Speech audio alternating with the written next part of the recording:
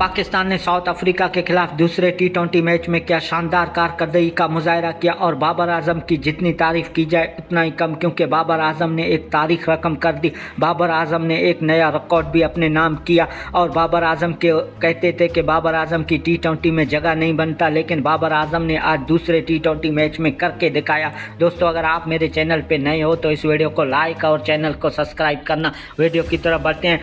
पाकिस्तान और south Africa के दरमियान 3 टी20 मैचों की सीरीज़ का आज दूसरा टी20 मैच खेला गया, जिसमें साउथ अफ्रीका ने पाकिस्तान को पहले टी20 मैच में 55 रनों से शिकस्त दी है पिंडी में, लेकिन दूसरे टी20 में पाकिस्तान की जानिब से टॉस जीतकर साउथ अफ्रीका को बैटिंग करने का खिलाया, लेकिन उसके बाद फिर पाकिस्तान की जानिब से शानदार हमें देखने को मिला बॉलिंग और बैटिंग, क्योंकि सलमान मिर्ज़ा ने आज वो करके दिखाया।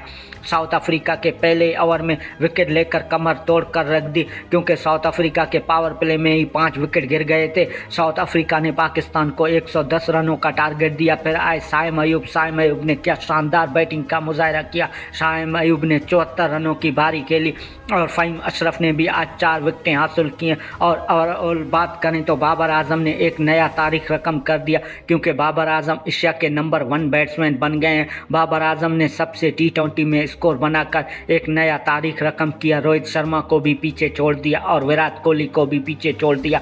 हर कोई कहते हैं कि बाबर आजम की टी20 में जगह नहीं बनता, लेकिन बाबर आजम ने आज करके दिखाया कि बाबर आजम को ऐसे किंग कहा नहीं जाता, क्योंकि बाबर आजम वाकई किंग है और बाबर आजम को टी20 मैच खेलने चाहिए और बाबर आजम को कप्तान भी होना चाहिए पाकिस्तान टीम का।